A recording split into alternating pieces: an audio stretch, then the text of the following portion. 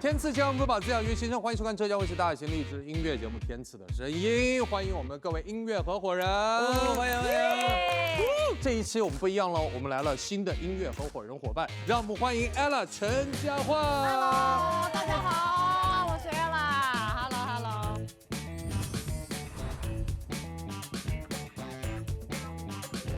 接下来让我们欢迎我们的新的音乐合伙人王蓉。大家好，第一次来，各位观众。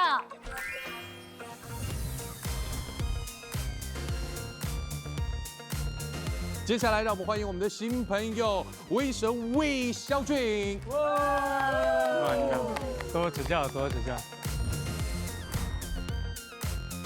哇，来到我们天赐什么心情？感受是我觉得非常健康，我觉得情绪价值太高了。啊哈，对，等一下我觉得多巴胺会到巅峰。到巅峰，好的，舞台上见哈。舞台上，谢谢。我们之前呢，我们的12位音乐合伙人已经分成了，一共是6组啊。所以今天我们一起来期待一下6组15秒创意短视频惊艳亮相。他们说，是你选择的生活，我在山里看烟火，守着那烂泥土，不再解释人的手，天开。OK。导演、镜头、灯光、创意、后期，什么都是他。哎嗨，创意。嗨，第一期跟我也太对付了。就是我这个人是跟什么人有什么样化学反应？哎呀，我跟他就是那种美一点，跟我们姐姐就是那种稍微的洒脱一点，跟你就是对付。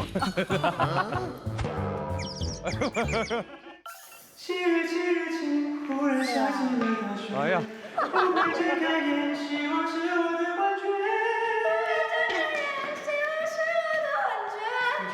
对不起。这个我没有办法投给他们。哎呀，我们怎么那么弱啊？突然间。哇，唱的好好听啊！我们肖俊老师唱太棒了。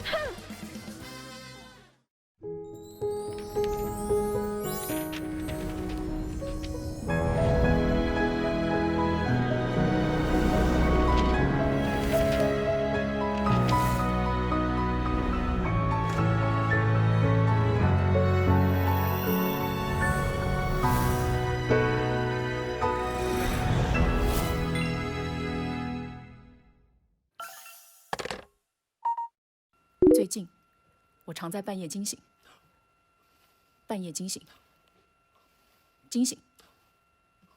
醒，看着梦里给我的秘密，思绪还没有暂停，没有暂，还没有暂，停。客厅，那是你用过的香薰。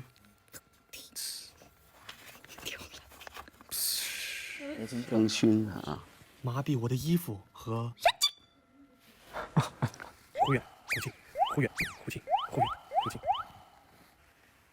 我好想你。哎，这个有意思哦，这不错哎。这个是珍姐在我面前花3-5分钟剪的，太牛了，全是她剪。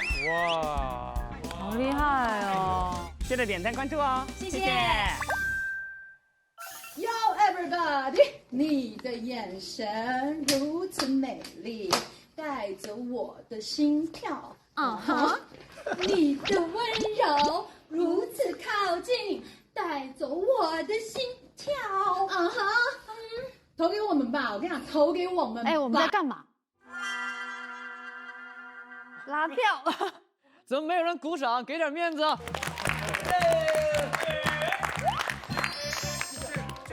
我跟你讲，短视频就是要这种无厘头。当初的愿望实现了吗？事到如今只好记得吗？这里的故事你是否还记得？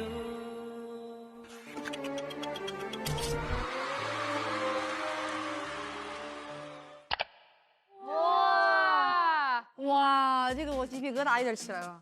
我们这拍可久了，你们这个拍了得好多年吧？我们这拍了10几年了。你看坤哥现在的表情，我都不知道这事儿。谁干的？我干了。太牛了，这都不用拍抖，抖都不用管，对，直接剪出来就有了。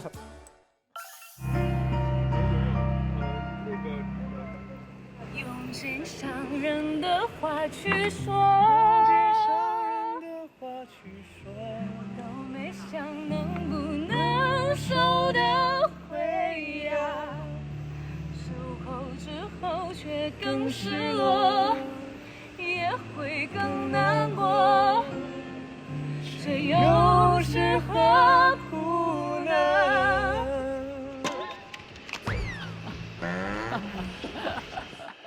这票我得投给卓哥呀。这是刘卓哥吧？是吧？对啊，是啊，投给卓哥。这个好像跟我们差不多了。这好像是就比较随便。说说这个创意，这是你的创意，你的，这是你的创意，你的，还有人互相推呢。他说这你的，这你的，这是一个不被认领的创意。这是你的创意，这是你的创意，你的，这是卓哥刘卓的创意，把这话背过。到最后为什么刘卓打你们2下？啥意思？因为我俩打地鼠玩个游戏打地鼠啊。对啊，那你俩在演的时候就应该一会儿上来一会儿下去，一会儿上来一会儿下去。对呀，你看，宁哥就是这块料。我说了，专业就是你，我从哪儿来的，各位不知道吗？开玩笑。好了，接下来我们开始一点赞投票了。他们这个创意是我们截止这3期来没有遇到过了。因为他们的视频内容特别丰富，我觉得他们2个人演的太棒了。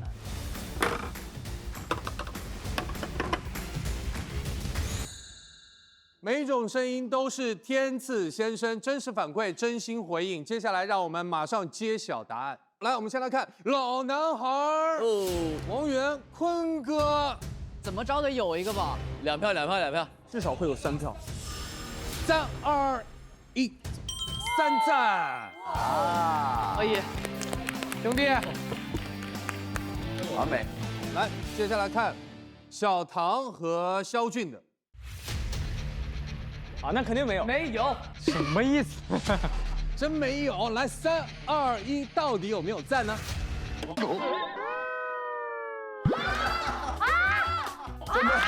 哎，你咋还能这样呢？还真没有，真没有。哎，肖俊，第一次来能接受这个残酷的事实吗？我不能。你没说那么卷的，我不知道那么卷。你没想到，他真没想到，他真没想到。不是，只是这个小唐老师对你不认真，上期拍的可卷了。啊哈。好，接下来来看黄子弘凡、张靓颖，肯定有，肯定有。3、2、1，哇！6赞呐，6赞！完了！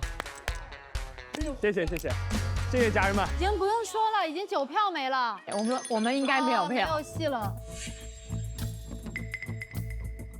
接下来我们来看毕晨和贺野的，他们不值得有，真的，我觉得。哎，我跟你说，到时候你如果1票没有，我们肯定1票没有，咱们一样。3、2、1，2赞！哎呦喂！不，谁投的？这谁投？哎！啊，可以的姐，有品味。也就是说，现在还剩下2组，只有最后1赞了。是，那应该我们没有，我们应该不会有。那我们最后一个唱吗？我们最后一个唱。来吧，我们来先揭晓的是 Ella 和王蓉的。我觉得我们没有。3、2、没有。所以刘导的大作，哎，天赐健康瑰宝，滋养音乐新生，有请票数第1的黄子和靓颖来到我身边。接下来呢，要挑选一个我们的东阳光鲜虫草礼盒，交给你想要竞演的音乐合伙人。因为其实就是在创意上，虽然就是小唐跟肖俊他们的那个没有获得太多的票，但是其实我们很喜欢哦。然后同时呢，也从歌曲风格的角度来，哇，我这硬编哦，真的，哎，总而言之就选他们了。谢谢。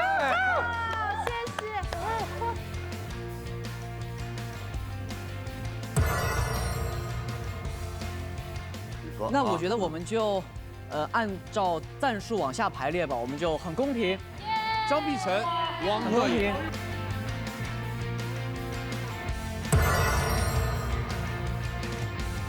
那我们就自动配对啦。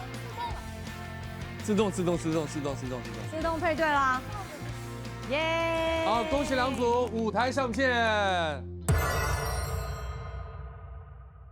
先声夺人赛段规则：3组竞演阵容依次上场切磋，每组竞演结束后，由声音鉴赏团选出一首待定金曲，3首待定金曲诞生后，由声音鉴赏团选出一首，成为本期推荐金曲。欢迎收看浙江卫视大型励志音乐节目《天赐的声音》第6季，欢迎各位！让我们有请第一组音乐合伙人江靓颖、黄子弘凡，加油！加油！加油！加油！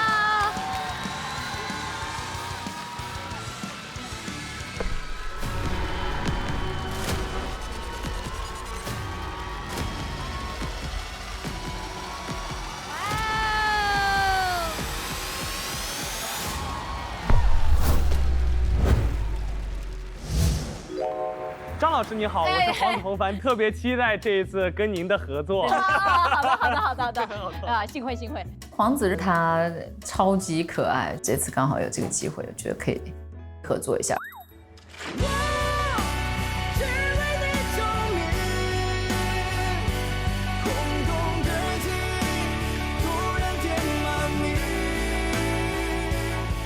这首歌有很多人会拿比如他们的婚礼现场啊，或者是一些情感过程的记录啊，配合在一起。那既然有这么多人喜欢这首歌，那我就希望它也许是换一个方式，但是同样的能够跟大家产生新的连接。我觉得这首歌里面有一种爱而不得，但我还得再努把力，我就想就非你不可。对。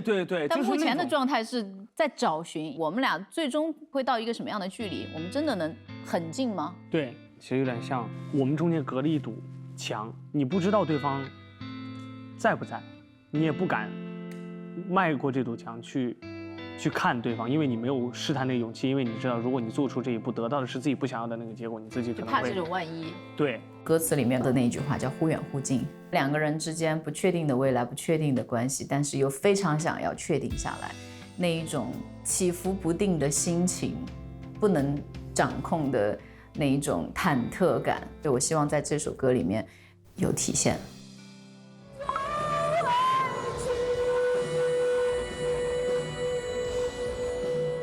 这歌感觉大家都是体力活，要老命了。这首歌对于情绪的掌控，它也是需要有一个层次感的过程，又要有低音，又要有高音，而且都必须是那种完全打开的状态。要不要再来一次？我可以。好。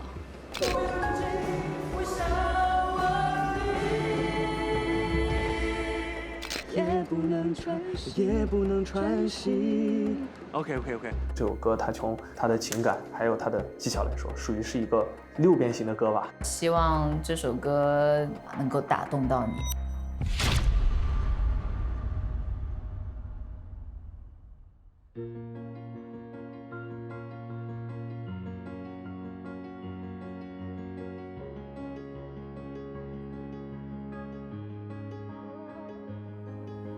最近我常在半夜惊醒，看着梦里给我的秘密，思绪还没暂停。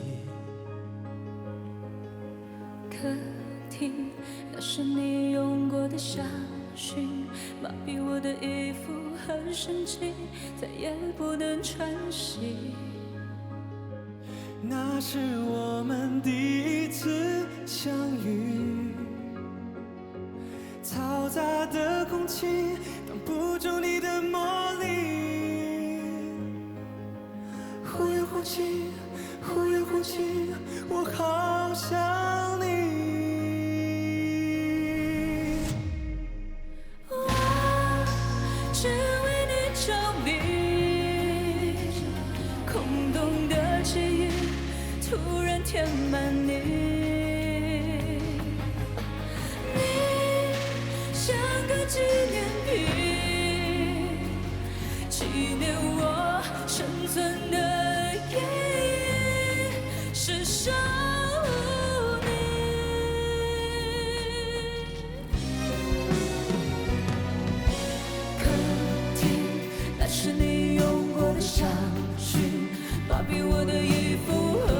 紧，再也不能喘息。那是我们第一次旅行，潮湿的空气掌控我的勇气，忽远忽近，忽远忽近，我想问你，我只为你着迷，空洞的记忆突然填满你，你像个纪念品，纪念我生存的意义，是想你。分不清是现实或梦境，牵挂的情绪来自某种身份来而复习，也没有太多意义，因为你不在怀里，封闭关系，我挂在你的香水。麻痹过的眼睛还想着等待着转机，可是我一次一次的想你，嘈杂的空气挡不住你的魔力，忽远忽近，忽远忽近，忽远忽近。我只为你着迷，空洞的记忆突然填满你，你像个纪念品，纪念我生存的意义。我只为你着迷，空洞的回忆突然填满你，突然填满你。我只为你的心，如果我的未来没有你，多委屈。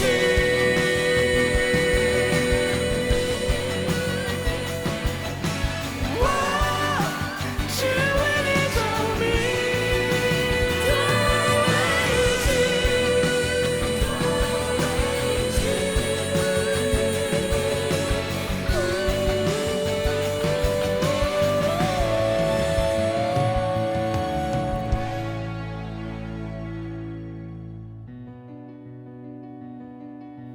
忽远忽近，忽远忽近，忽远忽近，忽远忽近。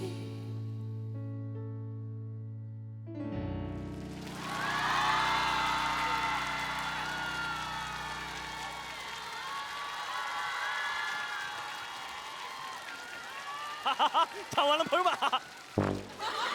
黄子真是一个神奇的人啊，因为他只要一唱歌，这个音符一进场的时候，他就立马到戏里，但是一首歌结束又立马跳出戏啊。是的，是的。我觉得跟他合作的过程就是超级快乐。第一，绝对不会有任何话掉在地上，就是甚至这句也捡着。其实这首歌真的很不好唱，你不好想说怎么样去把控它，但是黄子就会给人一种错觉，就是任何问题都不是问题。你跟他说什么好，我可以 ，OK， 然后就是12个表情包。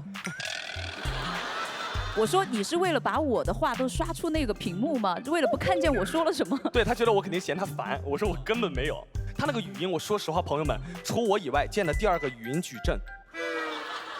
他会细致到每一个字的律动跟节奏。他说这个地方切分了，那个地方是正拍反拍，他卡的非常非常的，就是会很细致的告诉我，精准的告诉我。对。我刚刚商量完了，我再跟编曲老师商量。对。但我想说，就黄子他无论是跟谁合作哈，虽然可能是巧合，都是跟漂亮的姐姐在一起合作。主要是因为每个姐姐们都太好看了，没办法。哦，那我问一下，在这3位合作过程当中，维维、默默口还有珍姐张靓颖，你最喜欢和谁合作呢？说出你的理由。哎，宁哥，平时你是怎么教我回答这种问题的来着？日常呢，像这种问题呢，就是要反问给对方了。啊，对方。好的，那珍姐在过去3期合作中，你认为你最喜欢哪一个合作的搭档？圆儿，哪一个姐姐最好合作？你知道吧？先要去掉一个错误答案。今天默默可不在，先把它给去掉。你可太会了，王源。啊。剩下的咱们换个人问，哥你觉得呢？我觉得甄姐你合作那2个都不在，你就可以说他。我就想说，目前为止还在这个舞台上，那肯定是跟黄子弘反了。但是你的答案还没有说呀。对呀，我们可不能把这个时候忘了呀。因为宁哥教过我说珍惜当下，哎，所以说我选择甄姐了。对不起，薇薇姐，对不起。没事，薇薇姐有我在守护，没关系，没关系。你太厉害了，太牛了，太牛了。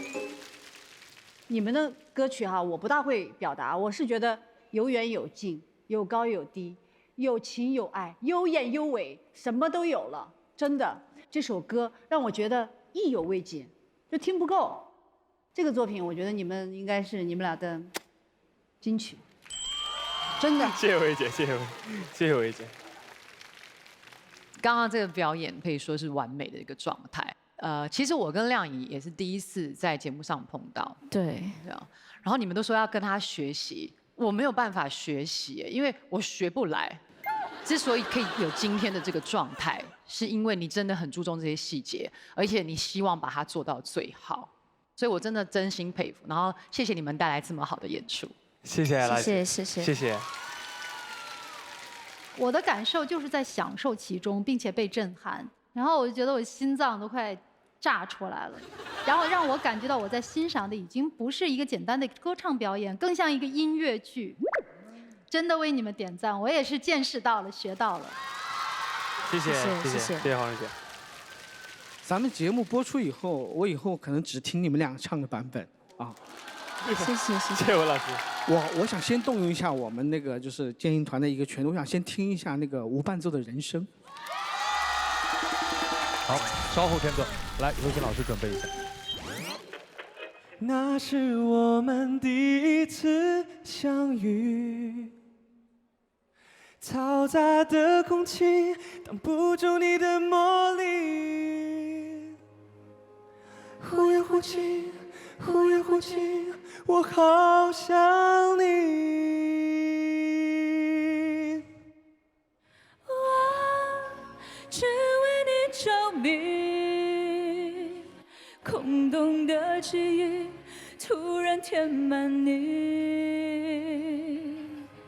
你像个纪念品，纪念我生存的原因是守护你。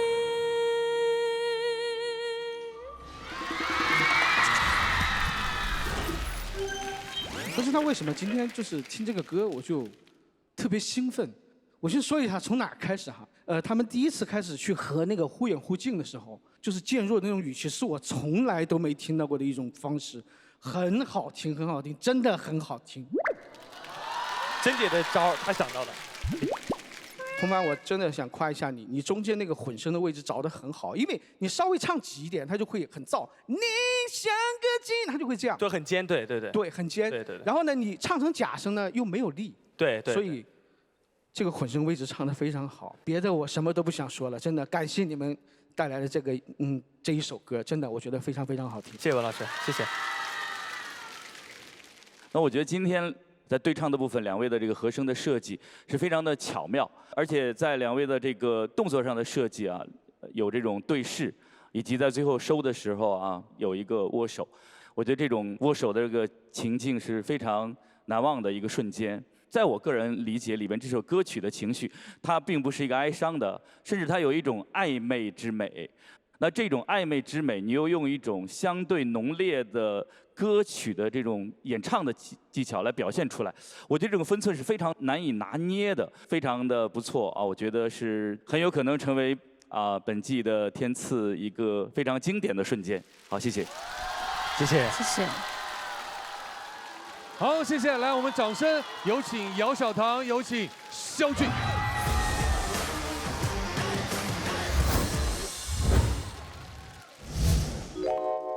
改编曲真的很烧脑啊，这灵感跟掉进黑洞似的。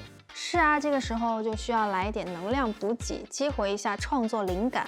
我平时习惯带点零食在身边，最近发现东阳光真草原纯粹含片还挺方便的，100%优质冬虫夏草萃取，营养好吸收，口感也不错。创作10来一颗，灵感加倍。我家人都是天赐声音的粉丝，所以有看过你这个舞台。我也看过你一些舞台，好，更多的是唱跳。哎，对对对。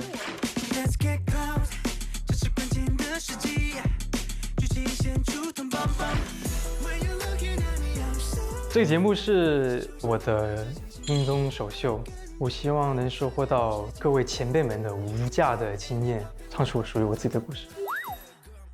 因为我在队里面都是唱快歌比较多嘛，所以这次还是想唱一些比较长一点的抒情歌吧。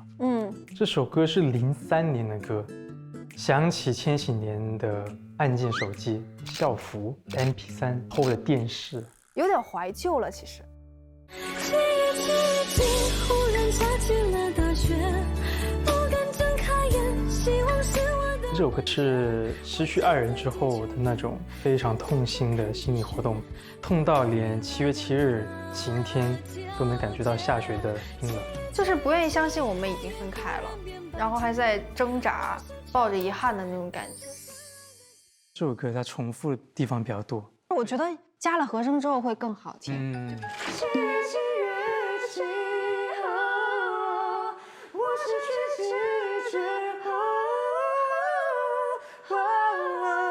天哪，这么齐吗？太默契了，这是我特别意想不到的。你往前走之后，我在后面看你的背影之后，我再跟着，之后我们再分开。可以。7月7日，她是分手的那个女孩，而我是8月8日后悔的那个男生。希望能唱出属于这个时代的风格吧。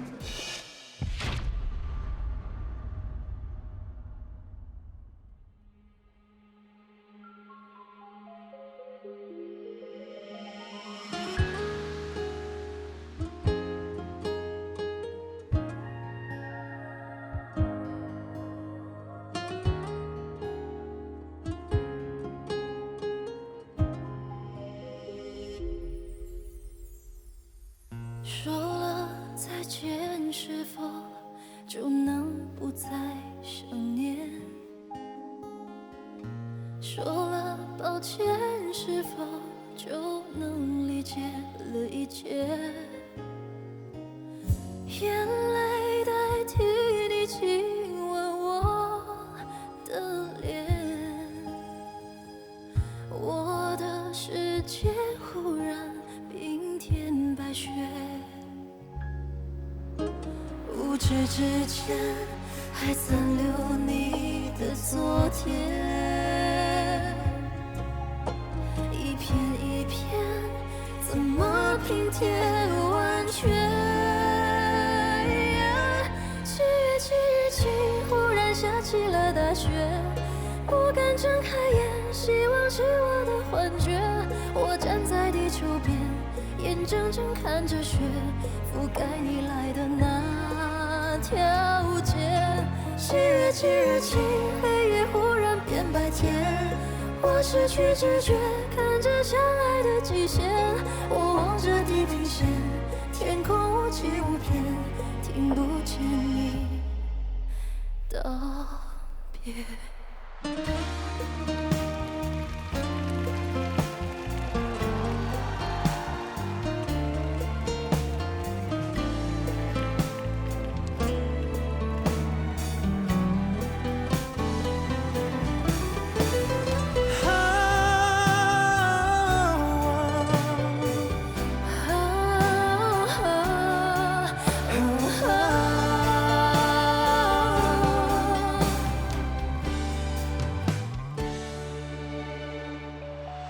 说了再见，是否就不能再想念？说了抱歉，是否就能理解了一切？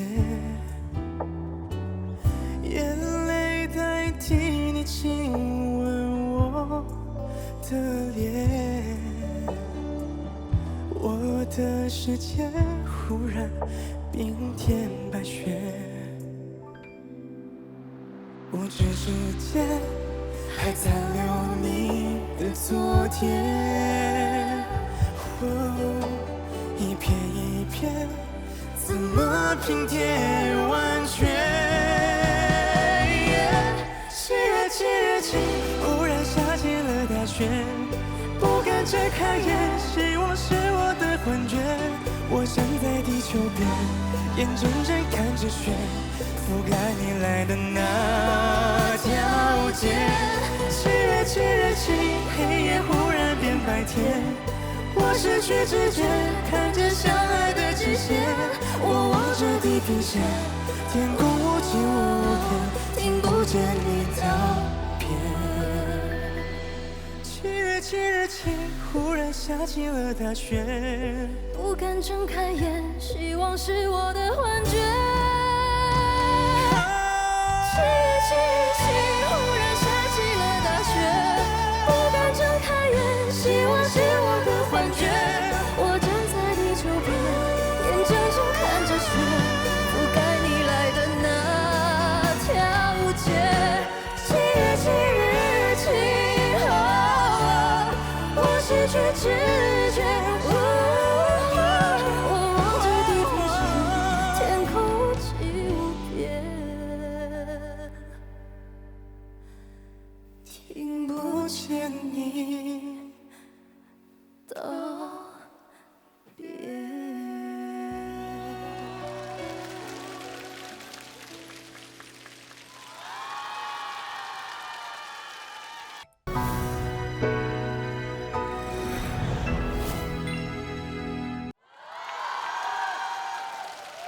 哇，20多岁吧，可能。哇，这个年龄唱得这么好，不得了！完了完了，真不得了！太牛了，太牛了！ Reason V， 我们的肖俊是他的音乐首秀，对不对？没错没错。你之前有关注过我们天赐吗？我们已经来到第6季了。我个人是粉丝，还有我家人都是粉丝，所以他们知道你来参加天赐声音，其实心里也应该为你高兴。特别是我爸爸还有我妈妈，对，特别高兴。今天你自己满意吗？给自己打分？我觉得80分以上肯定有。80分以上。对。哦。所以你在之前的节目里面关注到什么样的音乐作品，给你留下深刻印象？我有一首。 他不懂你的心，假装冷静；他不懂爱情，把它当游戏；他不懂表明相爱这件事，除了对不起就只剩叹息。哎呦，对，这个是印象很深刻。不过你们选的这首《7月7日晴》，哇，大家知道年代吗？是2003年的。我4岁。我5岁。哦，哎。这首歌其实就是很有年代的感觉，对。然后包括我们编曲其实保留了他那个时候的那种感觉，然后我觉得我们2个人的声线也特别的合适这首歌，然后我们就选了这首歌，但是真的好难哦。这是我第一次在天赐舞台上最有压力的一首歌。真的？哦，他刚刚问我紧不紧张，我说我真有点紧张。对，他说我不紧张啊。但说实话，你从彩排到现在每一场都特别稳，所以。 作为我这样的首次在这个舞台，我真的很感谢有哇，谢谢，我很荣幸国内音综首秀，让我感觉到很安心，真的，让你有安全感，很有安全感，对，做好自己的部分，然后2个人1加1大于2。是，今天2位带来这个合作版，我相信也征服了大家的耳朵，看看是不是征服了我们音乐合伙人呢？问一下坤哥，小唐，其实我瞬间会有一些邪恶的想法。 我内心指的邪恶的想法就是，我希望他跑个调啊，走个音呢，出个岔子、小岔子啥的啊，搞个弄个瑕疵，让大家看一看他到底是什么样。太完美，但是他没办法，对，因为他每次都很稳定嘛。肖俊，我真的就很佩服你，因为第一次在这个舞台上首秀，其实就是有一点点小小的建议，你的音量再大一点点就更好了。好，谢谢。 老有人说这个音综舞台靠修音，我真的可以打保票的说，姚小棠不靠修音。哦，他唱的什么样，播出来就是什么样。但肖俊我确实是第一次听唱歌，所以我挺惊讶。我说哇，他唱好好哦。对，因为他后面那个和声，哇塞，一直在飞高音，然后真假声一直在转换，就贼厉害。然后王鹤也贼高啊，好。没有，我在细品。刚才我跟甄姐还在聊，就觉得说太美了。下面看这个画面，我觉得肖俊非常惊喜，太好听了，你太会唱了，肖俊，真的，全世界都要听到你唱这首歌。羡慕嫉妒恨吧，下一期是不是要邀请他合作一下？对啊，肖俊，下一次愿不愿意跟我一起来合作一首歌曲？迫不及待。哎，好，我们也共同期待，一切皆有可能。好，此刻我们来听一听建议堂各位老师的建议，有请。下面的发言只对歌不对人，如果哪个地方说的不好，两位老师多担待，好吧？肖俊，我是第一次听你唱现场，然后刚才你说你不紧张，我确定你紧张，你紧到那个嘴的咬字都已经张不开了。然后你说你的演唱打80分，我觉得也就及格边缘。这首歌是慢歌，但是它的副歌的歌词比较密，哒啦哒啦哒哒啦这种的，就你要真的跟着点儿唱，你就抢了。实际慢歌并不好唱。小唐在我心中是情歌小公主，然后长得又漂亮。我听你唱歌找不到问题，但我觉得找不到问题有的时候挺危险的，就让我想睡觉。一个艺人就应该不断地挑战自己，因为你在这个区域中已经太舒服了。如果你能把带节奏的音乐也唱得好，你才是我心中真正的歌唱小公主。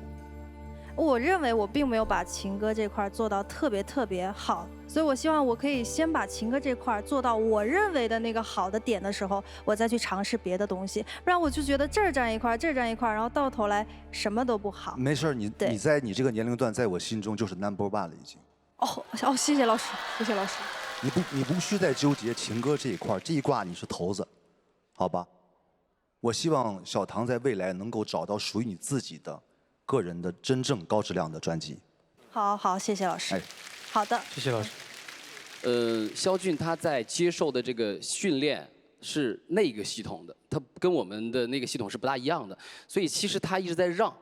就是他在组合里其实要起到的这样的一个作用，我必须要为他讲，因为他们里面不只要唱，他还有大量的跳的部分。本来我看到你的名字，我以为你今天会给我们带来一个唱跳的舞台，因为这个才是你最擅长的、最有力的武器。但是你今天没有用你最有力的武器，就是单独拿唱这一块，我觉得已经表现得非常好了。谢谢老师。听到各位老师这样说的话，其实我有个想法，就是其实现实的评价是无价的。我觉得我有很多作业要做了，我很开心。我觉得我有很多上升空间。谢谢各位老师。两组音乐合伙人之间，到底这一轮哪一首歌会成为我们的待定金曲呢？有请我们的声音鉴赏团5位老师现场合议，给予结果。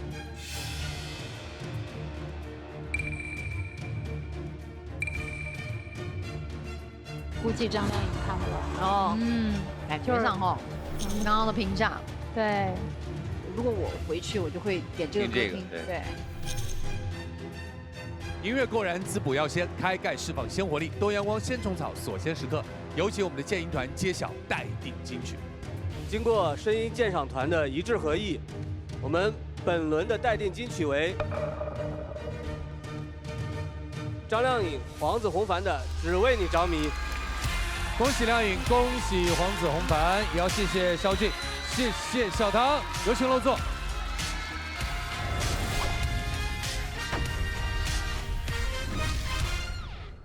用掌声欢迎杨坤、王源，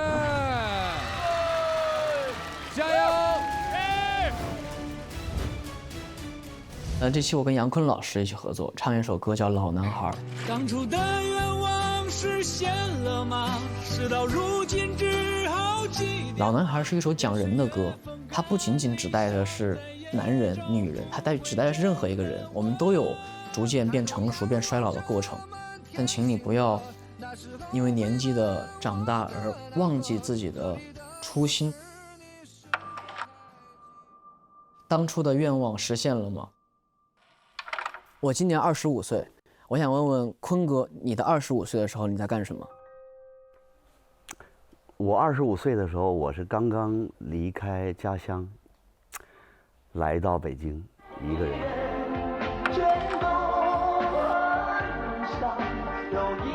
来了以后，第一梦想就是想做一张自己的唱片。到了北京，我就突然发现，你的生存都有很大的问题。梦想已经降低到住楼房，洗24小时的热水是你最大的梦想。对，对。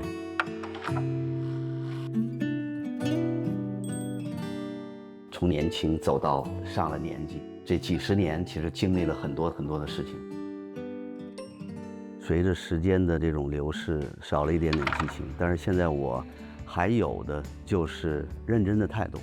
在这个年纪还可以跟年轻人在一起同台演出，唱一些不一样的歌，我会用年轻的200%、300的努力对待现在的舞台。我现在就对我25岁的自己说一句话：那个时候如果要是再珍惜自己的一些机会，再让自己努力一点，可能会更好。对。我跟坤哥年龄其实差了一个我了，但是我觉得坤哥依旧有一颗男孩的心。其实不吹捧的说，其实我愿望就是成为像坤哥类似你这样的优秀的歌手，有被人熟知的脍炙人口代表作。希望我真的是到60、70、70、80还能唱歌。虽然说那个时候唱的可能好不好已经不重要了，但我还有那口气，还有那个想唱歌的心，还有愿意听我唱歌的人。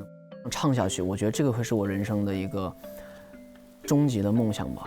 其实我觉得时间大把，只要你一直努力的做音乐，对。我们故意嗓音有一个年龄感，我是很沧桑的，经历了太多事情。你是这种年少有梦想，这样的声音搭在一起，你们就更有画面感。两代人2个年纪的跨度，不同的理解融在了一起，我相信能给大家带来一些不一样的感受吧。当时坤哥说了句玩笑话，他说我负责老，你负责男孩。我想对坤哥说的话就是，生活像一把无情刻刀，但从未改变你的模样。青春奔流而去，任岁月风干，希望你在我这个年纪没有遗憾。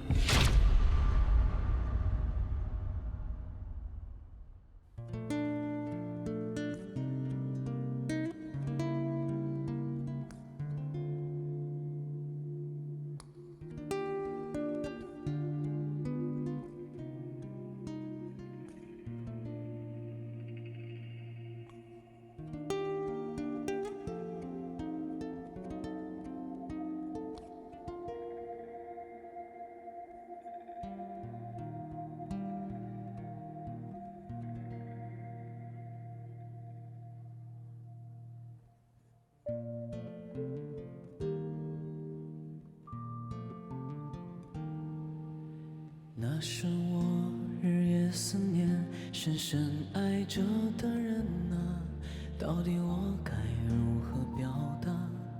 他会接受我吗？也许永远都不会跟他说出那句话，注定我要浪迹天涯，怎么能有牵挂？梦想总是遥不可及，是不是应该放弃？花开花落又是一季，春天啊，你在哪里？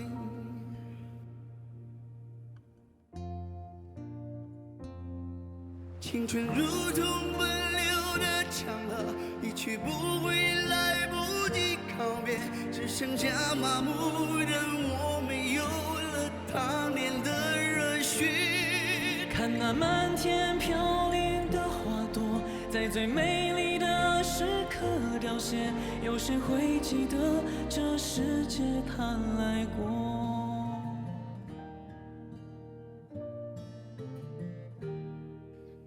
转眼过去多年时间，多少离合悲欢，曾经只在四方少年，羡慕南飞的雁。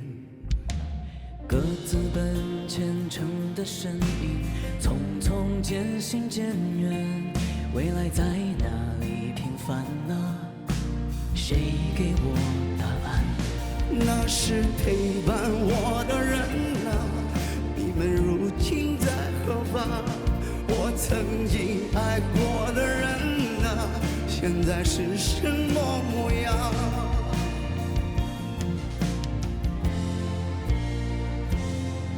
当初的愿望实现了吗？事到如今之后记得吗？任岁月风干，理想再也找不回真的我。抬头仰望着满天星河，那时候陪伴我的那个，这里的故事你是否还记得？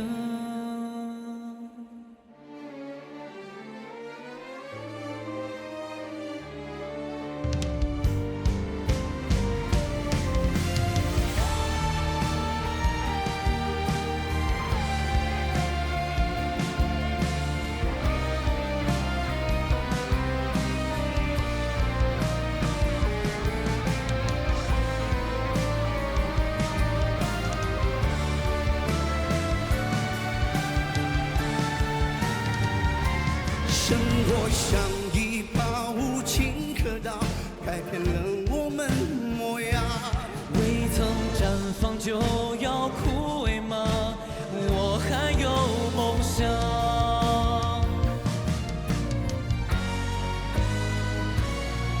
青春如同奔流的江河，离去不会来不及告别，只剩下麻木的我，没有了当年的热血。看那满天飘零的花朵，在最美丽的时刻凋谢，有谁会记得这世界它曾经来过？当初的愿望实现了吗？事到如今只扣几天吗？任岁月风干，理想再也找不回真的我。抬头仰望着满天星河，那时候陪伴我的那个，这里的故事你是否还记得？如果有明天，祝福你。如果有明天，祝福你，亲爱的。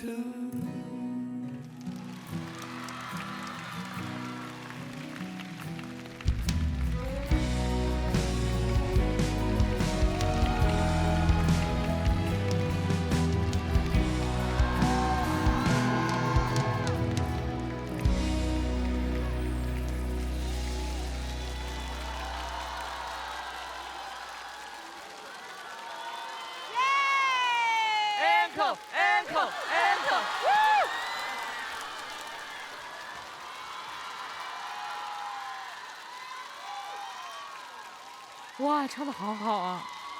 为啥咱俩哭成这样啊？啊？我想占用大家一点点时间，解释一下我们这个舞台的走位的设计。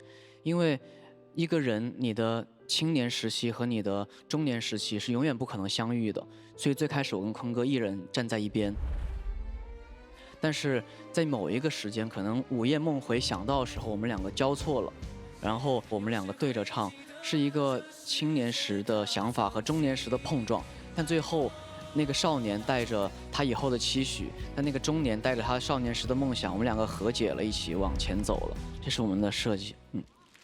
谢谢。我觉得，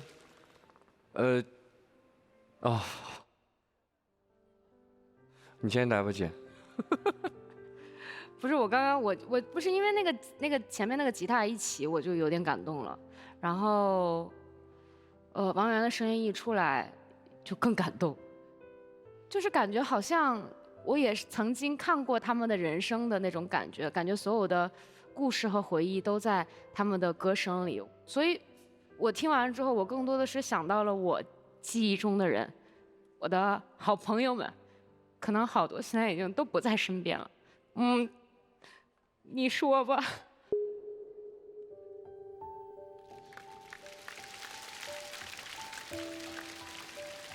啊，就真的唱得很好，我觉得，就是我曾经也是一个很普通的学生，然后我那个时候有很多好朋友，我就希望，虽然现在大家可能在不同的地方，在不同的境遇里，但是都可以好好的做自己，然后拥有幸福的生活。然后某一天，我们互相用某种方式隔着一些东西见到对方的时候，留下的更多都是祝福。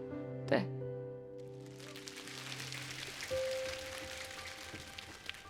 我觉得今天这个舞台让我看到了音乐的最高境界吧。今天是2个男孩在台上肆无忌惮的，没有任何后顾之忧的，非常畅汗淋漓的呐喊。我觉得这才是最能打动人的地方。所以说，今天我能来到这里，我觉得就是很幸运的一件事了。对，很幸运能现场听到这首歌。真的。对。坤哥，你会怀念自己年轻时候的模样吗？25岁，其实我会觉得，我如果在那个时候再更努力一点儿，会有一个更好的院校，让我去得到更好的教育，我觉得可能会比现在更要好一些。可是那个时候就没有现在年轻人的这样的机会，对，就是这样，嗯。但是现在的坤哥还是很棒啊，我觉得现在的坤哥也很棒。谢谢谢谢谢谢。你知道，因为像我刚刚看到他那个身体，他的状态，你会被他带进去。他整个人跟音乐、跟所有的一切都是非常包容、沉浸在里头的。我就有一种感觉，这个人生是我的，我现在就是要为自己这样跳、拼一搏的那种感觉，这样子。就是我跟那个年轻幼稚的我拥抱了，对，那种感觉，走吧。然后呢，人儿，他今天一开口唱歌的时候，我真心觉得他有长大了。之前有一阵子我会有感觉，我会觉得那个时期的他有一些困惑，可是我觉得他现在有解开那个东西。那我想说的是，那个时候的困惑的你，才会有现在如此成熟男人味的你。所以我觉得每一步都很值得珍惜。谢谢 Ella， 我觉得这也是《老男孩》这首歌的意义所在吧。其实一直以来我们坐的这个位置来讲的话，不能有任何的立场，因为我们聆听就是要有一个最真实的声音。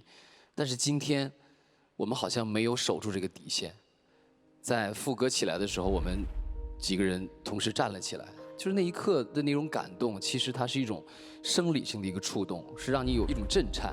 那我觉得这个震颤的确是来自于2位今天的演唱，是让我们觉得有感同身受。今天这个舞台设计很有趣，那个探照灯打下来的时候，我心里在想，那可能就是一束月光，那照着2个平行时空的人，然后王源是坤哥回不去的青春，坤哥是王源还没有到过的未来。我觉得一个真正高级的音乐作品，不应该让你心里想的是，这首歌的音准是怎样，这首歌的节奏是怎样，这首歌没有，就是那种感动是最基础的。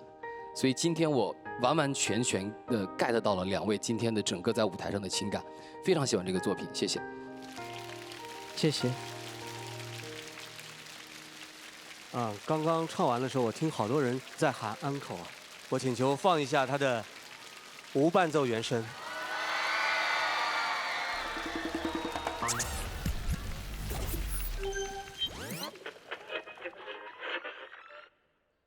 当初的愿望实现了吗？事到如今只扣几天吗？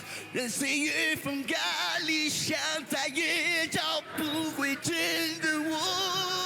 抬头仰望着满天星河，那时候陪伴我的那刻，这里的故事你是否还记得？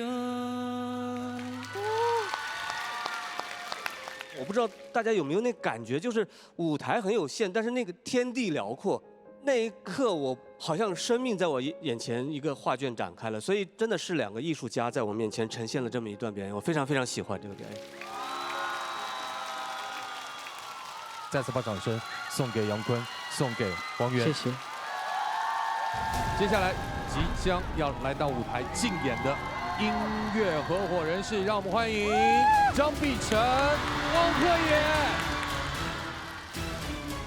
哎姐，别人都在休息，你怎么偷偷跑来练歌了？哇塞，这里又漂亮又舒服，什么这么香？是我蒸的红薯粉蒸肉好了，我们一起来尝尝吧。真的吗？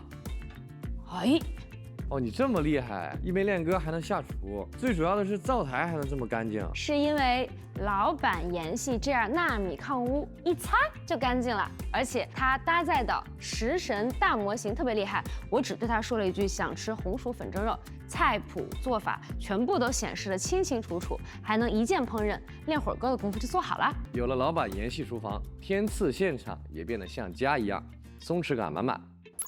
咱们这次得整个厉害的了。这次的歌啊，在全网是非常火的，就大家很多人能够共情。用尽伤人的话去说，都没想能不能收的回呀。舍得这首歌，它就是讲的是一种感情里的状态，就是大家在深陷一段自己非常投入的情感的时候的一种境遇。姐姐，你觉得这个歌里的歌词哪一句是最能戳到你的呢？我还都挺喜欢，像我这般爱你，就该学会放弃，让自己卑微到土里。我觉得应该大家都会有共情。对。我觉得都会经历一个自己非常非常爱的人。对。可能会受很多伤害，但是也收获很多。但是可能经历过一个这样的人之后，慢慢后面就成长起来，就不会再在爱里那么卑微。我觉得有的时候在感情里受的伤害啊，其实可以算成一种积累。对，所以我们在爱里可能就是也是一门课程，我们要慢慢的学会表达，对，正确表达，是吧？这个歌它每一句词都很细腻，都在表达很确切的意思，每一句都要唱得很明确才可以。主歌这几句我们用来走近彼此，我是这么设计的啊，就是用尽伤人的话去说，我就这么拽着你，都没想过能不能收回，你懂那种就是难过，然后出口之后更失落，然后可能再抬头看一眼，然后自问到底舍不舍得，我们就开始往后退了。投入到这个歌里去唱，然后找到自己的角色，大家都是很直观能够感受到的，确实还蛮适合我跟贺野一起来唱的。天生好水，敬天赐好声。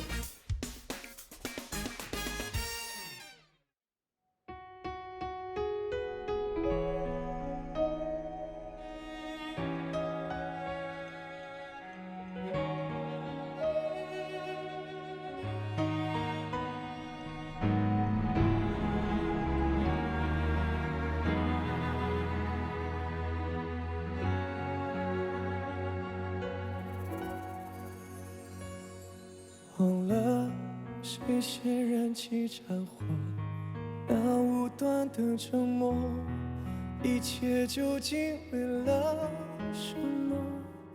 难道像我这般爱你，就该学会放弃，让自己卑微到土里？可是爱已成两人的利剑，了解彼此，最能一挥就牵线，用尽伤人的话去说，都没想能不能收得回呀。出口之后却更失落，也会更难过，这又是何苦呢？自问到底舍不舍得？自问到底舍不舍得？舍不舍得爱一瞬都成恨了，眼泪究竟是为谁啊？谁输谁赢啊？谁又真的在乎呢？反正都伤了。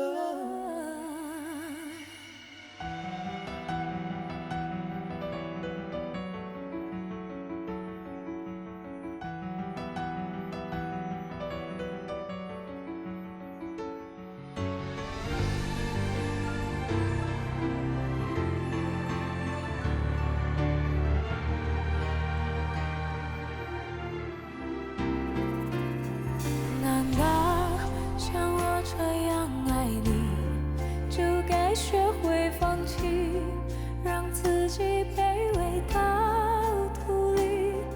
可是爱已成两人的利剑，了解彼此，最能一挥泪就见血，用尽伤人的话去说，都不想能不能收的回呀，出口之后却更失落，也会更难过，这又是何苦呢？自问到底舍不舍得？自问到底舍不舍得？舍不舍得爱一瞬都成河了，眼泪究竟是为谁呀？谁输谁赢啊？谁又真的在乎呢？反正都伤了。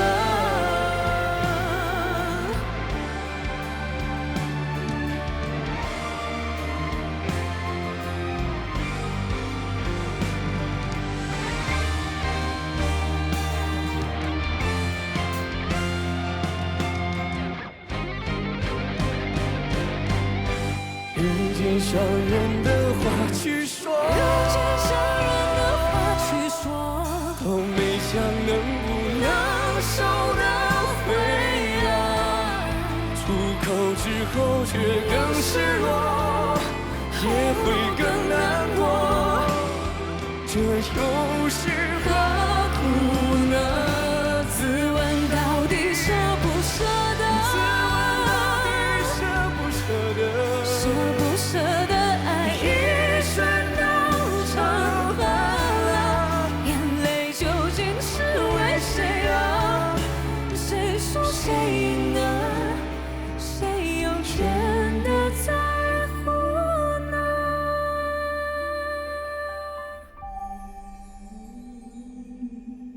反正都伤了。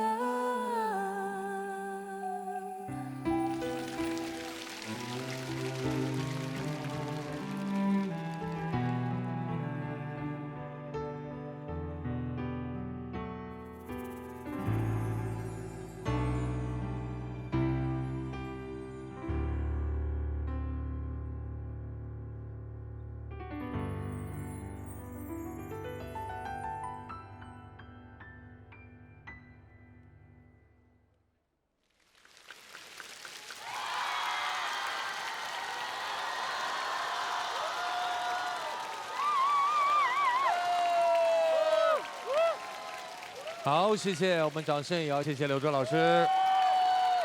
谢谢周哥。这首歌唱起来很痛，但其实它只是形容两个人在恋爱中，我大声的冲你喊，甚至去骂你。当骂完的那一刻，你觉得后悔了，其实描述的就是这样的一个心理过程。其实我们跟朋友、跟家人也会，就有的人他就好撂狠话，吵架的时候就会讲一些我怎么能戳痛你，我就爱讲这样的话。有的时候很多情感也真的会因为这样一次两次的狠话，最后就戛然而止了。所以碧晨，你生活当中有发生过这样的事儿吗？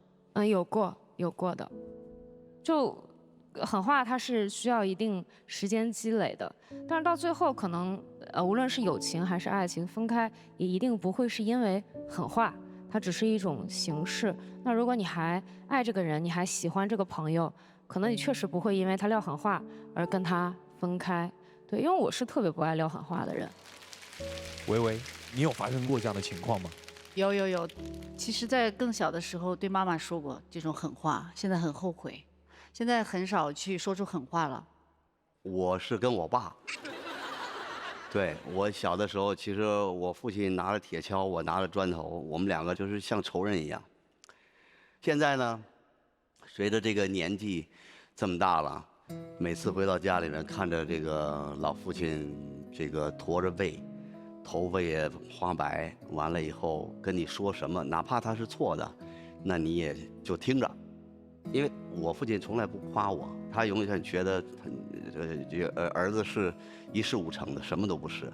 那我回去以后，我就会用我自己的方式，默默的去为他做一些事情呢。从那以后，我就再也没有跟父母有过一些特别激烈的对抗啊，我就觉得陪伴着他们就好了啊，就是这样。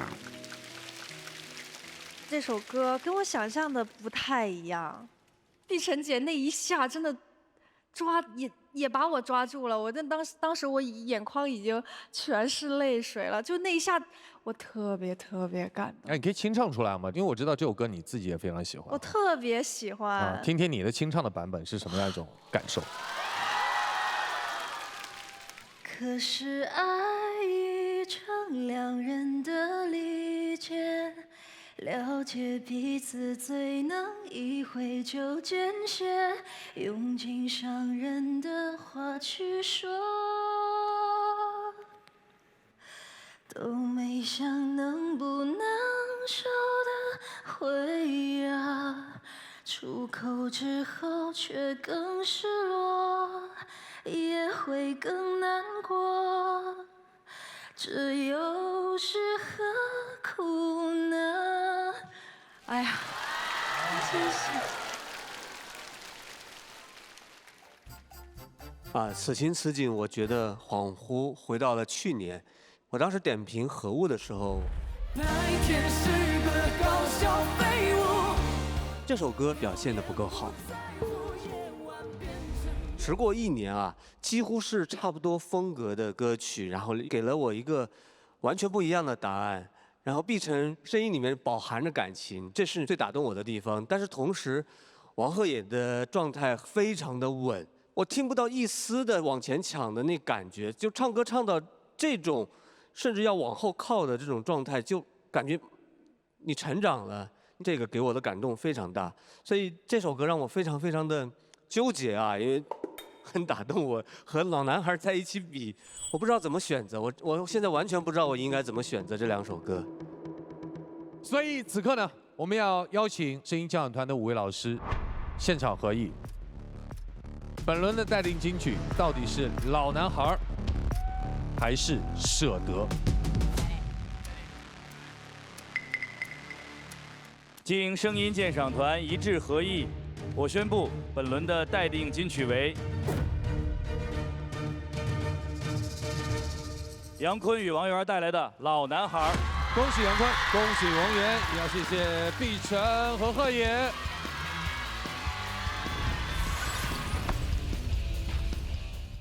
刚刚的演唱太爽了，感觉又看到了不一样的你们。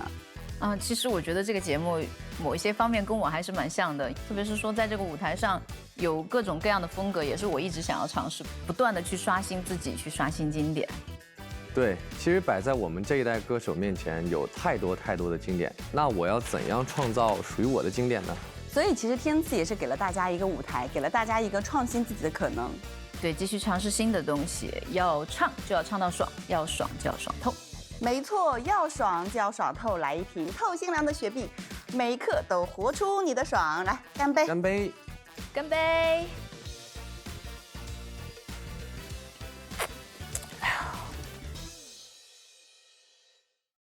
接下来，让我们有请下一组音乐合伙人 Ella、王蓉。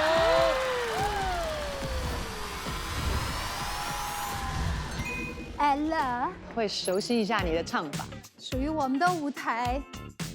大家好，我是王蓉，太久没有回到就这样的一个大的舞台，好久以前了，有10年多了吧，10多年，几乎就好像没有怎么参加音综。当别人都在听我第一张专辑的时候，叫好不叫座，就我拿了奖，但是好像老百姓并不是广泛的认可。然后 OK， 那我就做一点，让大家真的认识我的音乐。我不是黄蓉，我告诉大家我是王蓉啊，我不是黄蓉。我不是黄蓉，我不会。和中国台湾当时的唱片不太一样的是，中国大陆这边的原创音乐其实它能够有的路并不多。那可能那时候我看到的只有彩铃就是彩铃时代。我觉得也是一代一代的一个潮流的一个自然过程，你已经在浪上走过了，那自然会有个退潮的时候。除了小鸡那段时间，那中间其实我一直没有停，我一直在写歌，也发行了一些歌，但是发现确实市场反响不好，就是被沉底的，你是看不到的，就是有一份不甘心，所以我就一直在做音乐，我没有放弃。天天赐的声音是一个很高级的舞台，终于我有这样一个舞台的满足感，希望多唱一些歌。我真的很开心，我必须说，你真的值得回来这个舞台上，因为我们可以透过这个节目唱很多好歌，像我们这次要合作的这个舞台《心跳》这首歌。你的眼神充满美丽，带走我心跳。王力宏版呢，它是一个有点小 R&B 的感觉的一个慢板抒情歌，所以我们想是不是可以让这首歌的节奏律动更加的激烈，加上我们俩的和声跟 free 的一些东西的叠加在一起的效果，就会让这首歌变得兴奋起来。好久没登这么大舞台了，你可以，你也可以，你绝对可以。OK， 你听我的声音没有太 OK， 没问题，没问题。对对对，谢谢，好棒，好玩，好玩。我们2个人，好玩。就我跟 ella 一见面就一见如故，我们俩就抱在一起，就是好像已经认识很久了，一下子我就之前的那个合作的那个心结就解开了。到时候我们在舞台上可以有一些互动。我这块我其实也正好要跟你商量，就是当我们在中间跳完 dance break 要跳这段的时候，我们俩是向两边走。对，我们要有眼神交流。对，我跟你讲，好看的舞台眼神一定要交流。我跟 ella 比较适合当组合，我们要在同频的状态。所以这一块，比如说想跟我吵架，我没那么聪明，不懂得道歉，我没那么聪明，好想要回到，然后就这样子，我们走，不给你透露太多，是不能给你听太多，要听正本的，就是看节目。对对对。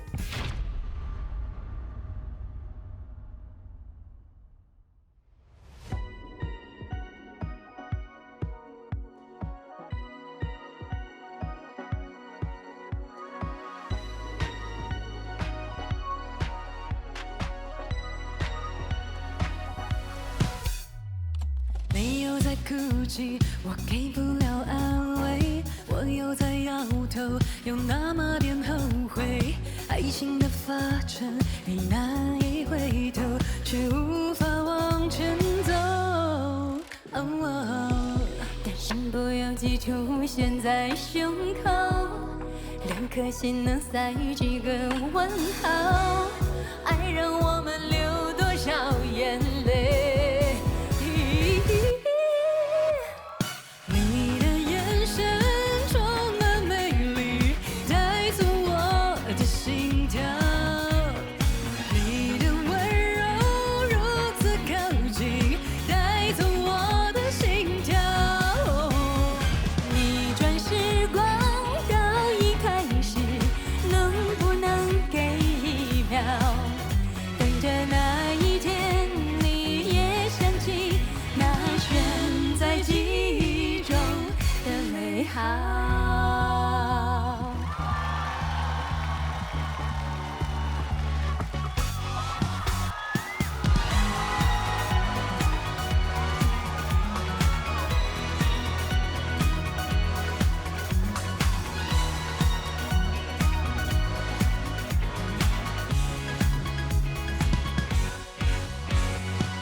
跟我吵架，我没那么无聊，不懂得道歉，我没那么聪明，好想要回到我们的原点。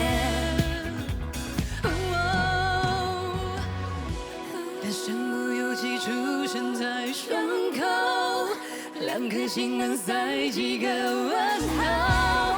爱让我们流多少眼泪？你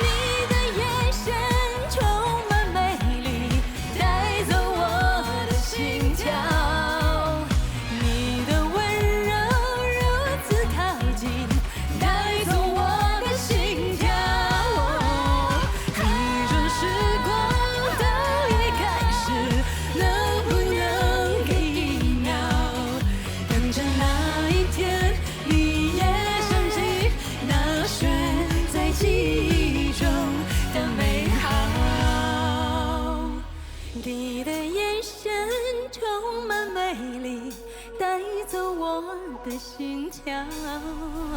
你的温柔如此靠近，带走我的心跳。Come on， 一转时光。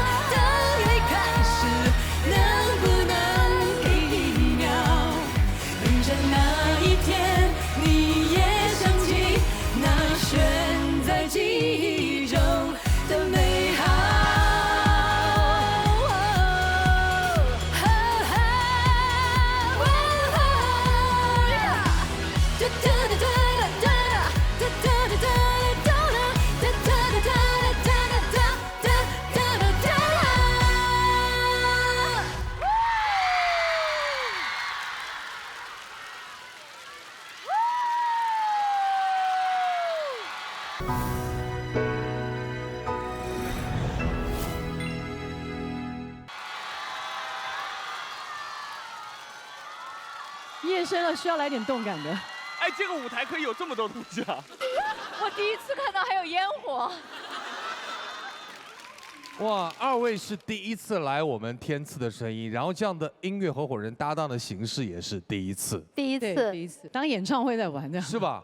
对，只知道全程其实艾拉给我很多的鼓励，而且跟我讲，这个舞台就是要带着玩的心态，享受它要了享受这个舞台，观众才能感觉到我们的能量，对不对？对，谢谢。其实整首歌大家应该有感觉，它跟原曲真的非常不一样。原曲是比较慢一点的 R&B 的感觉，然后呢，这一次就是做了一个舞曲版的。那因为姐她也是一个唱跳的始祖，不敢当，不敢当。她真的是唱跳始祖，然后所以我们就有了一个这样子的一个合作。王蓉，我们也很关注你哈，但是关注一点，我们发现你的社交媒体在22年好像就4条动态，23年就2条动态，所以那2年干嘛去了？一个歌手，尤其是创作歌手，他会有一个阶段，你会觉得自己需要一个沉淀了。比如说你看到你发了一些歌，却没有听到回声的时候，它是一个困难期，他会突然迷茫，就是说我自己了，所以就会有一种失落感。但最近几年，我发现我会有一个突飞猛进的进展，就是我开始用新媒体去跟我的粉丝有交流，甚至还做了一些直播。然后我发现，原来我不是孤独的，我不是一个人。是啊。我要做的只有一件最简单的事情，就是不要停，不要放弃，一直做下去，总有人一天会有人听到你，就像现在一样。所以，我非常感谢天赐的舞台。然后让我展示了一个不一样的我，因为我真的很想把我的最好的一面展示给大家，然后有更好的舞台回馈给大家，然后我也会把我这份不甘心、不足够的这种状态一直持续下去，直到我70岁、80岁。然后，我觉得我们每一个人都有可以挖掘，永远，所以永远不要放弃，答应我，找到自己的闪光点。陪着我们一起变中年，变老年，优雅的老去。我觉得《心跳》是我喜欢了很多年的歌，我做梦也没有想到它长今天这个样子。这是我第一次听艾拉姐唱歌。其实听艾拉姐的组合的歌是非常多的，然后刚刚她张嘴的第一句，其实我是很恍惚的，有一种我的青春回来的感觉，带我回到了那个千禧年代，就是让我真的很感动。我觉得王蓉的精神一直我觉得很好。我去听你以前的歌曲，比如《小鸡小鸡》，哇，我觉得这样去做歌就是不顾自己一切形象去奉献给艺术，就把这个歌要把它做的尽量吸引人，或者说让大家记住。我觉得这个真的很好啊。我不太同意你的说法，王老师。就是《小鸡小鸡》这首歌，你认为很好是吗？是啊，是啊，我觉得特别好。好，来了，来了。实际今晚的舞台很绚烂，但是王蓉老师的这个演绎挺糟糕的。对，艾拉老师唱的很好，还是那个当年让我听到模拟唱片当年那种感觉的质感，但是王蓉老师。您唱的让我感到了有一些低级，因为刚才这位王老师说了小鸡这个事，那我就顺便提一下，您出道的时候我就听过您的歌，实际出道即巅峰，但是您的音乐审美一路小下坡，一直下到刚才他说的小鸡小鸡这个地方，所以我不知道发生了什么，所以我觉得还是希望王蓉老师能够做一点优质的音乐作品。我想补充一句给庆阳老师，就是王蓉的表演风格其实有一种说法叫做情绪饱满式表演，她就是用最饱满的情绪去带动观众。每一种音乐表演舞台它是不同的需求人群的。那您就继续听您的小鸡小鸡，好吧？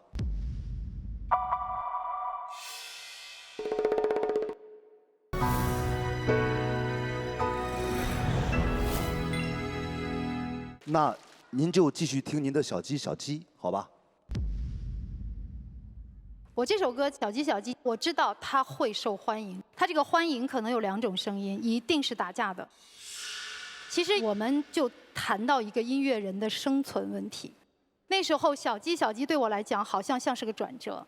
我们在有很多的乐评人非常不喜欢，很多的粉丝、光们的观众可能甚至厌恶，对，都会觉得这首歌简直就不能听，太刺耳了。OK， 没关系，但它确实给我很大的收益。到现在每天我以2到3个授权的情况下去推广这首歌，就是会有一些商家会专门要定制这首歌来改词，所以这是唯一的一首是我真的赚到钱的。这是非常现实，我可以在这里讲，我觉得这也没有什么可耻的。总体来讲，我们得先活着，啊，然后我们再去，我们用这个钱再去买设备。我小鸡的钱1分没花在我身上哦，我都是花在了设备上。我去自己研究编曲，然后录音，然后基本上全套都会抡下来了，很累。突然觉得好想哭哦，怎么会这样？好勇敢哦！我们也听到了背后的故事，而且好真诚哦，这很赤裸哎，这个是很内心的东西哎，这太勇敢了哇！是在我最困难那个时候，我也是，你看我无所谓卖过6、7次，别人唱了6、7次，知名的歌手都没有唱出来。如果要是没有去卖一些自己的作品，或者自己的作品有收益，不管是小鸡还是别的，那么在这个时候，如果你的生存都会有问题，可能你的理想、你的标准，你就慢慢的妥协，到最后你为了住上楼房、洗24小时的热水澡，好像那就已经是你的理想了。你的理想会慢慢的妥协。我觉得这个是艺人在我们最贫困的那个年代，这个问题是必须要温饱的问题是必须要解决的。我就是这么干的。对，不是，大家都知道我是从哪儿来的吧？我其实不太想再多说这个东西。当你拥有这个流量的时候，就像王蓉姐，最近她有了一些流量，所以她来到《天赐的声音》了嘛，就这么简单，是这样的。所以我是这样认为的。所以我觉得赚钱这件事不丢人，但重点是，她赚了钱以后，回归到音乐上。没错。但是我相信所有我们的建议团老师都是发自内心最善意的一种讨论。好，谢谢你们，谢谢。好，此刻我们也听一下现场观众你们的心声，来，有请。我叫奥斯卡，然后其实最近的话，我本人也陷入了一个人生的低谷。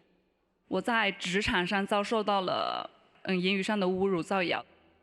我是偶然听到他唱的一句歌词，他说1万吨不可沉没的浪。就是让我的心里产生了一丝涟漪，那一刻我就仿佛感觉我的人生至暗时刻得到了一种救赎，所以我才决定我勇敢地提出了裸辞。我还是想像刚刚王蓉老师他们唱的那首歌一样心跳，我想跟着我自己的心跳，为自己做一次人生的选择。然后最后我想对王蓉老师说一句话：1万个人否定你，我也会爱你。谢谢你，奥斯卡。也请你在自己的生活里继续加油，加油。OK， 谢谢。也要再次感谢不断通过音乐给我们带来力量的2位优秀的音乐合伙人 Ella 和王蓉。谢谢，继续加油，请落座。接下来有请最后一组音乐合伙人，有请唐薇薇、刘宇宁，加油！辛苦各位了。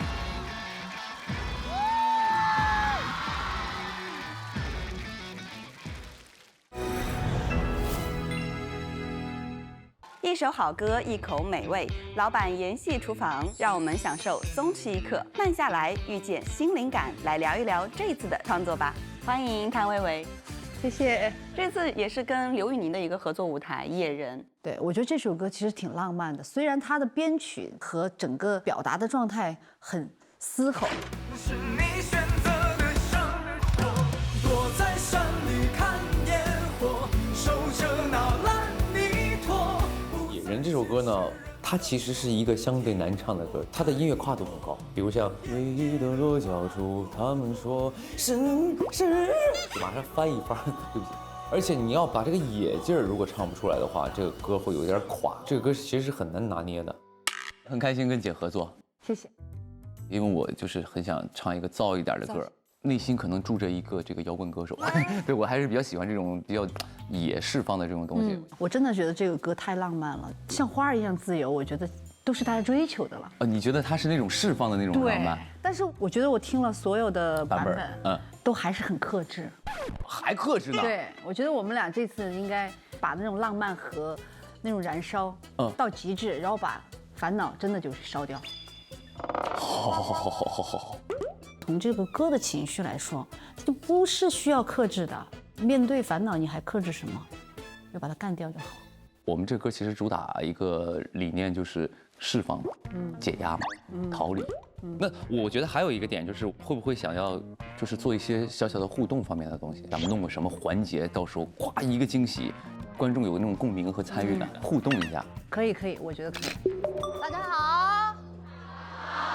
今天前来呢，有一事相求啊。我相信每个人都有烦恼，我也有烦恼。对，我早上就选择去跑步了，我把我的烦恼喊出去了，对不对？是的，这是你解除烦恼的一种方式。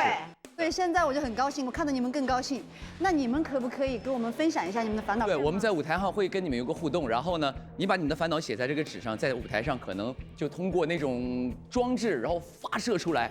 当这个打得满天都是的时候，你们的烦恼也就随之消散了，对不对？对，好不好？愿意写吗？谢谢。好，愿意来。好，那我们传一下，好不好？来，传一下，可以往后传一下。谢谢姐姐。我觉得应该释放，也不应该有那么多框架。我们要把烦恼给击败，希望能够鼓励到更多的人吧。至少这首歌，我觉得目前为止，千次的声音6，我觉得应该是霸榜最极致之燥的歌曲。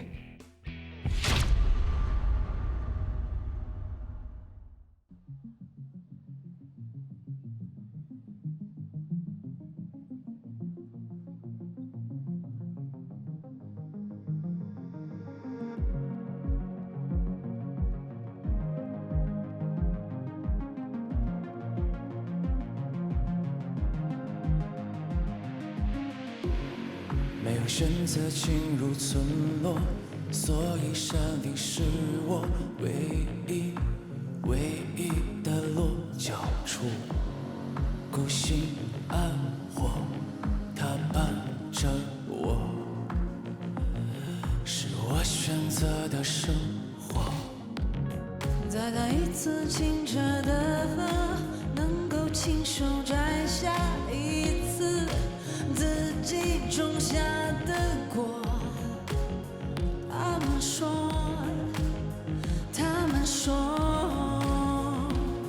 是你选择的生活，我在山里看烟火，守着那烂泥土，不再解释人的手，替我开拓。原野的花不多，也能够耐住寂寞。怎么那么想我？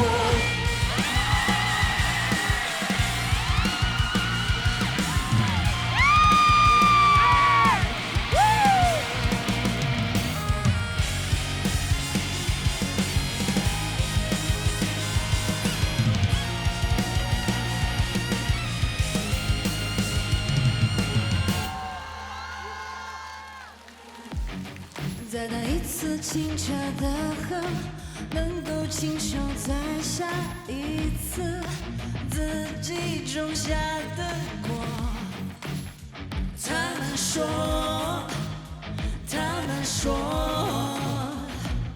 是你选择的生活，躲在山里看烟火，守着那烂泥土，不再是世人的手，替我开拓。原野的花不多，也能够耐住寂寞。怎么那么想我？我在山里看烟火，守着那烂泥土，不再解释人的手，替我开拓。原野的花不多，也能够耐住寂寞。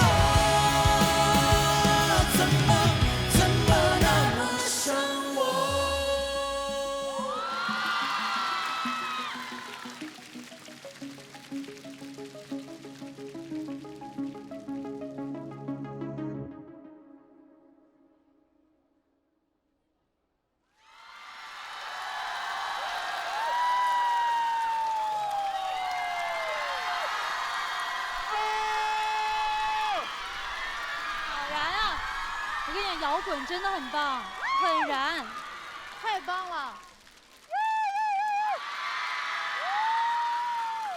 我刚差点晕在台上。就是缺氧，就是缺氧的那种感觉，还有点低血糖带点。是我手都唱麻了都。哎，刚才我看到好像有特别的设计，是不是有这个纸花蹦蹦蹦的？对，有的。哦，哎，在这里，我来，来，哎呀，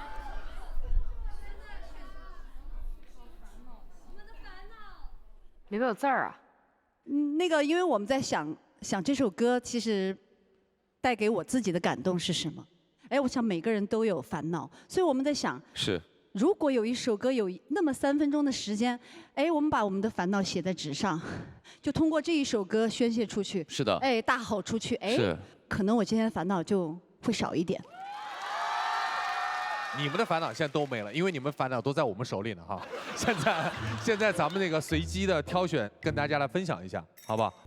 裸辞，家人一直反对，但这一次我想为自己而活，做一次自己的选择。奥斯卡，哇，也太幸运了吧，2轮都 Q 到你了。爸妈，我一直以你们的方式生活着，孩子们健康快乐，我想为自己活一次。哎呦，看来是有很多故事哈。其实每个人的生活境遇，别看你们在这里都鼓掌啊欢呼，我知道每个人都有自己的难处，但是来这里的原因是什么呢？希望暂时忘掉那些，或者来这里吸取一些能量，让你们的生活变得更加有力量，对吧？所以刚才那首撒野性质的歌啊，有没有点燃你的心？我岂止是燃了，我跟你说，我就现在觉得这个沙发的弹簧太好了，我第一次感觉到一弹就起来了。对，确实，对。他们有很多的设计，我都不知道，可能音乐还没开始的时候，他们的设计就开始了。因为允儿一上来之后，拿他那个话筒，就是感觉他话筒在他手上很小。兰花指吗？我不是吧？然后下一秒，我可没见过你这个状态啊！太牛了！我觉得，因为这首歌叫做《野人》嘛，我觉得是一个全方位的野。首先，这个舞台够野，然后这首音乐够野，而且我觉得2位的声音够野，演出状态够野，所以我觉得好野，好野，好喜欢。哎呦，这个表达好可爱啊！刚刚大家听这个歌听得爽吗，朋友们？爽！你们的烦恼都没有了，对不对？处理掉了。我有一个烦恼。哎呦，你咋有烦恼？我丢了个戒指。啊？真假的？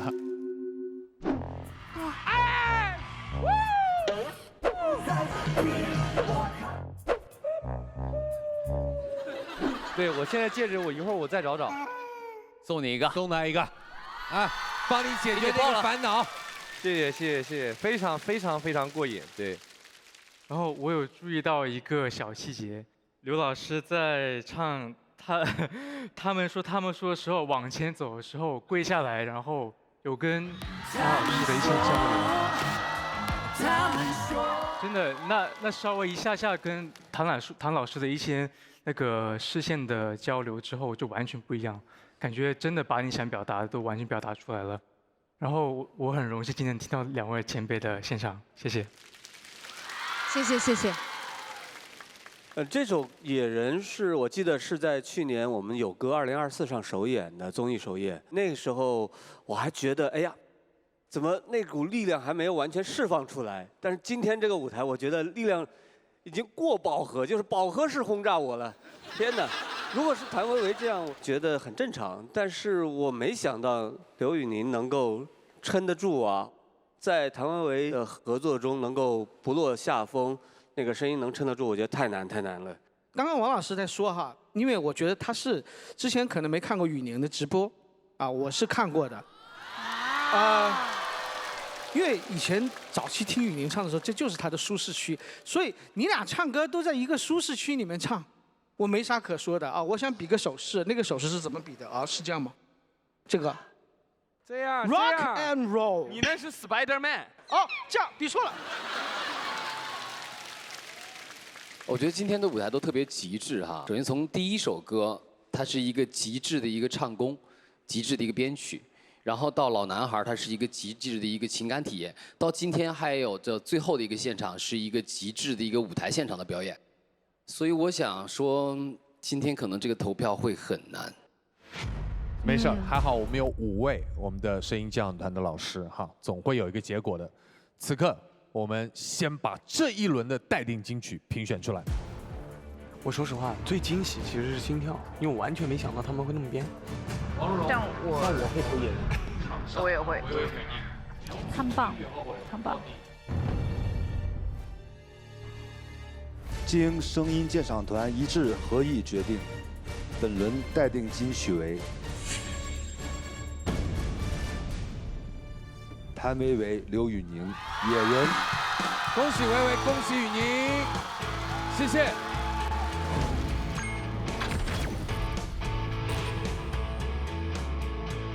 天赐的盲盒在舞台上即将迎来我们神秘的盲盒歌手，让我们掌声有请他。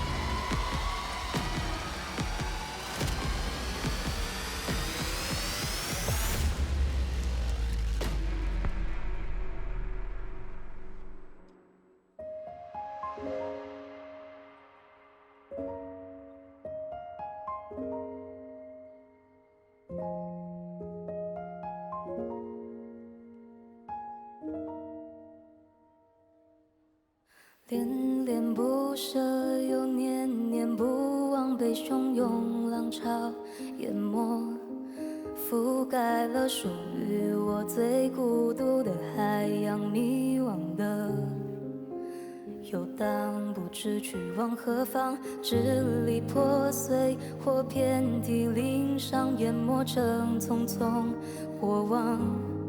一幕幕的相逢都不甘于平庸，原谅我此番不经意的设防，跌跌荡荡，你占据我的遐想，封上你路过的窗，你的身影来来往往，穿梭在无人演出的剧场。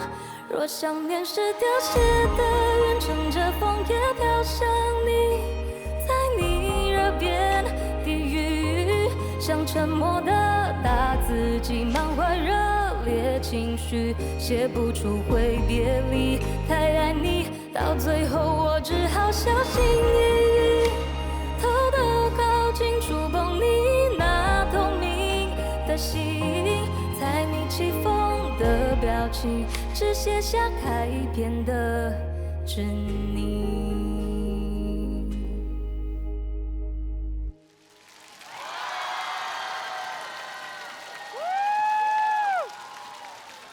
好听，声音很好听哦，音色清纯哦，太好听了。自我介绍一下好吗？ Hello， 大家好，我是以慧，然后我来自马来西亚，然后现在在浙江音乐学院上大3。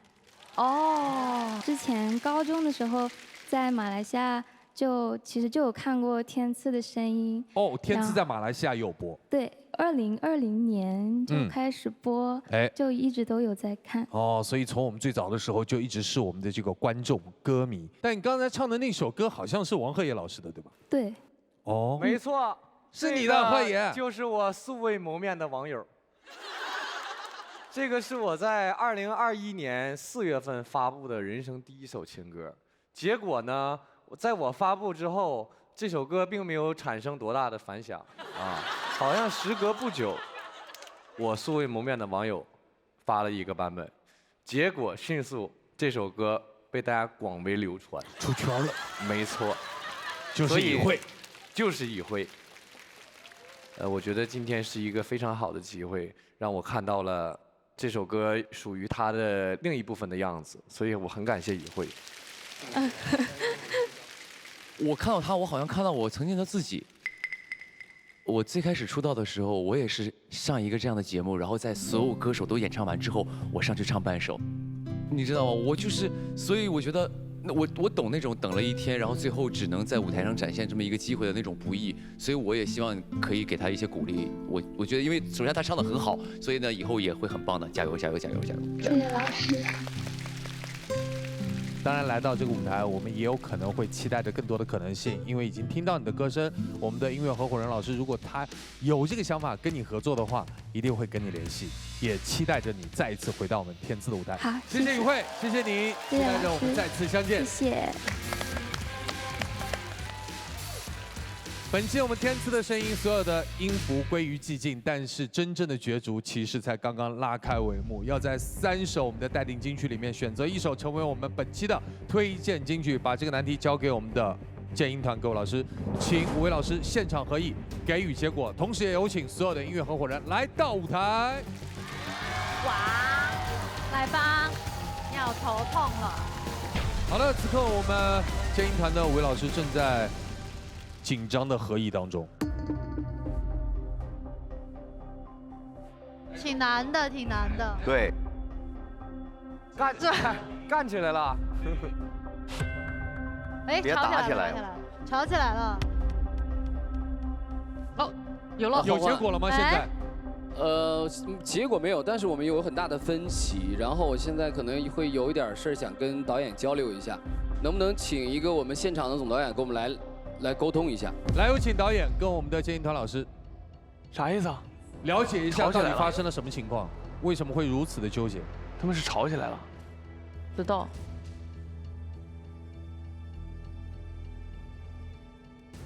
我觉得可能就是真的是唱得太好了，唱得好，不知道咋办了。他们2比1了，我估计是。完了，导演来一票。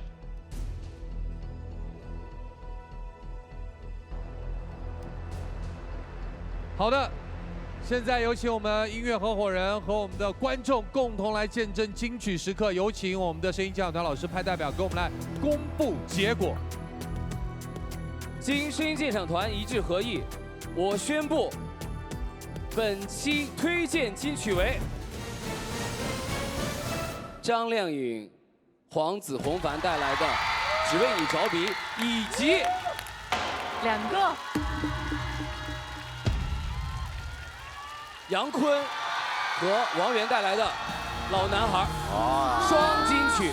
我要先说一下为什么每一首歌都值得被尊重，每一首歌都值得被聆听，我们不想有任何遗憾。谢谢，谢谢，谢谢老师，辛苦啊！虽然这个结果很意外，但也是一份礼物。每位音乐合伙人都值得给予掌声和欢呼，谢谢你们。接下来我们即将迎来的是东阳光鲜虫草甄选时刻。本期我们已经达成了100分的能量累计，成功解锁了本期的公益拼图。现在有请我们金曲获得者为我们来点亮这块公益拼图。继续关注我们天赐的声音和东阳光鲜虫草官方账号，以及去东阳光鲜虫草品牌门店线下打卡了解详情。积极助力每一份天赐先生，都是一份滋养，一起期待梦想绽放的那一刻。谢谢大家，让我们下一期天赐的声音不见不散。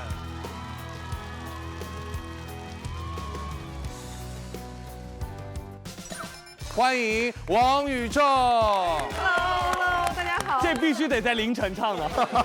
你们必须得压轴。是的，非常应景。你们在干嘛？这是长辈，你们在干什么东西？我半夜睡不着是干嘛呢？看天赐的声音。那你看完之后是催眠的，你的意思是吧？每天都看，看有学习。请坤哥单独 solo。